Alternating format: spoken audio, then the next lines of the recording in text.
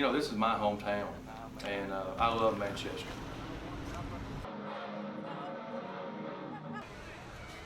We're a impoverished community. When the coal business went out, when it went down, we struggled financially. A lot of homes was affected by a lot of different things, and we needed a shot in the arm. We needed to boost morale.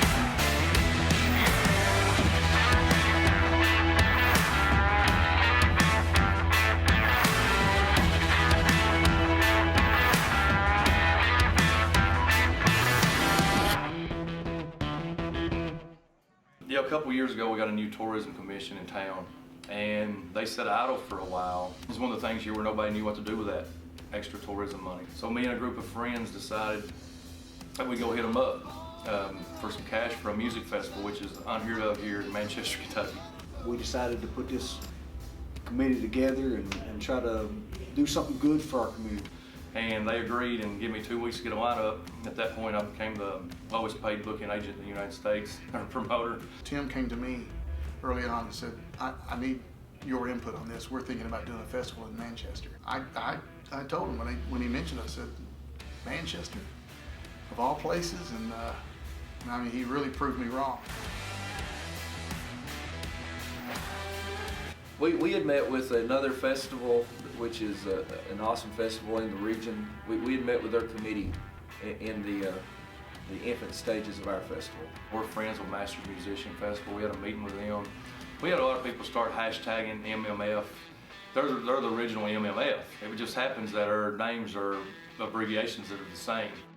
And so we met with them and come up. I actually came up with the idea, hey, what about MMF'ers as a joke? Nobody said anything. We've put them on t-shirts. We're doing a lot of things with those MMF'ers.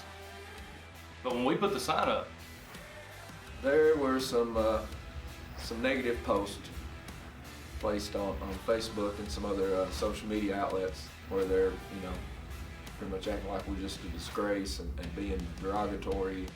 It's an abbreviation, man. Manchester Music Festival Goers. It wasn't a big deal, but it did get a lot of play, and I thought it was a nice little play on words to raise awareness and let people know that this is going on. And right now, that sign's hanging over that stage, and it will be hanging there every year we have this festival, henceforth.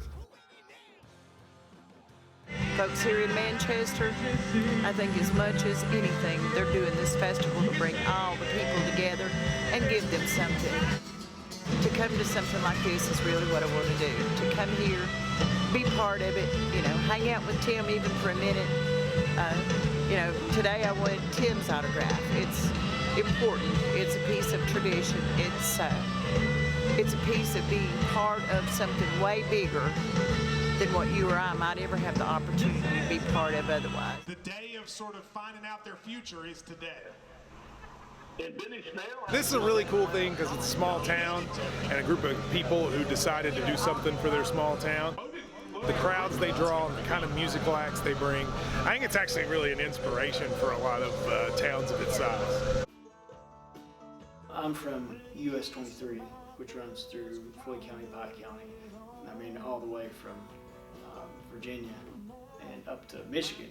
But we're known as the Country Music Highway.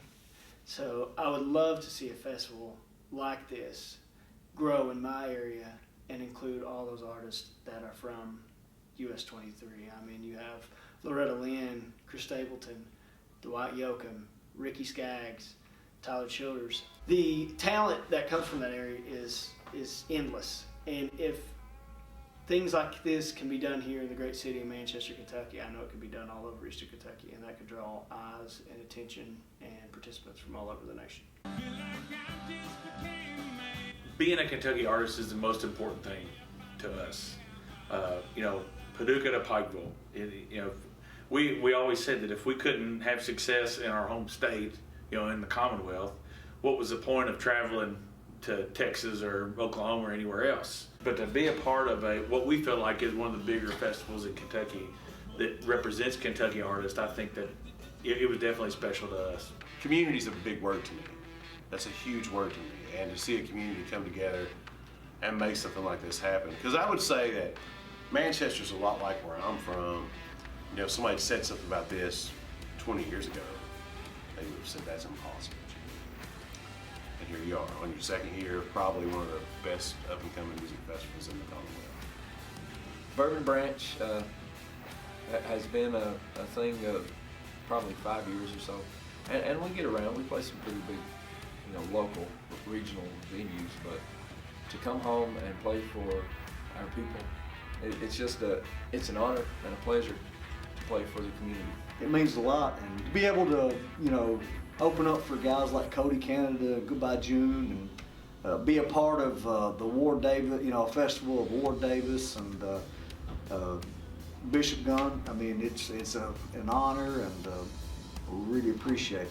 To me, it's like it just gives so much back to the next generation. I met up with a pretty little girl and she fell in love with me. Fell in love with me. Fell in love with me.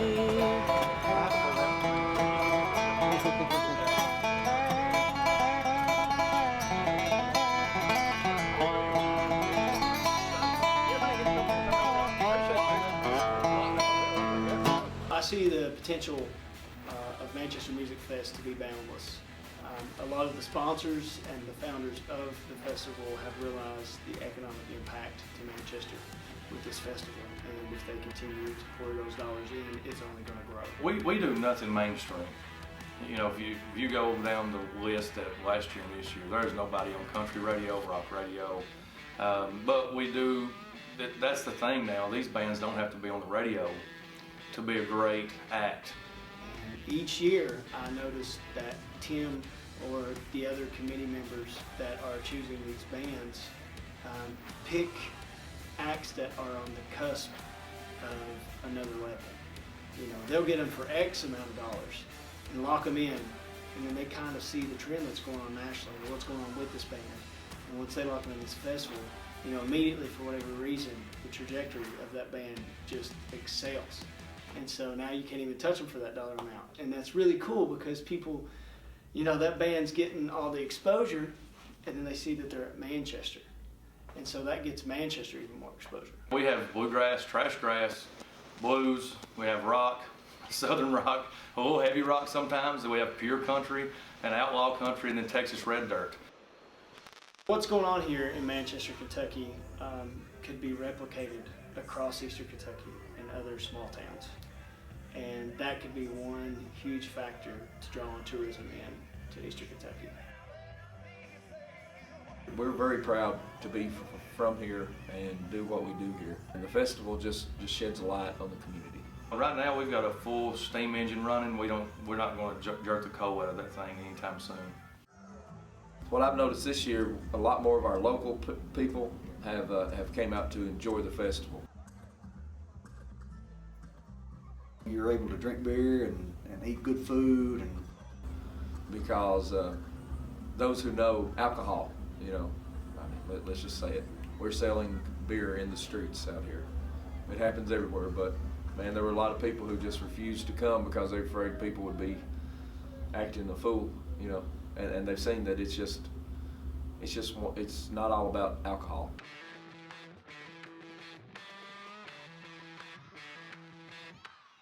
That first year was crazy successful, but we got worried on Thursday because after the parade, we didn't have a national act on Thursday, so everybody kind of faded out. We was like, oh no, we're making a mistake. And then when it came about 5:30 on Friday and Saturday night, man, this place was swamped. Thousands of people lined up in the street. Vendors made money. They ran out of all alcohol. And so I don't think people were prepared for what was going to happen, including ourselves. We handled it, and it went over great, but nobody expected it to happen that way. But I'll give you this Thursday, we've tripled our Thursday with numbers. Much love, Clay County. Because you got to think, when a group of guys like me and my friends that you've met go and ask somebody something, we have long hair, and we have beards, and we're in a group of older folks that look at us, and sometimes it's half the battle for them to even let you speak or respect you.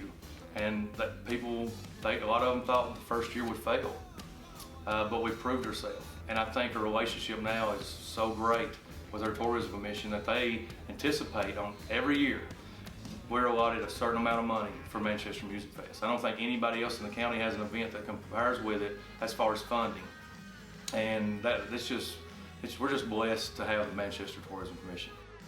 Thank you guys for being here. We're trying to change the culture here in Manchester.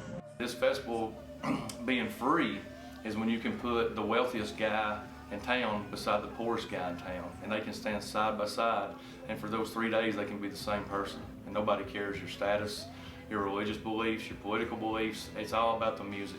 That's why we do it for Manchester, because we want to try to change the mindset of what's been here for years, that things don't matter, people matter.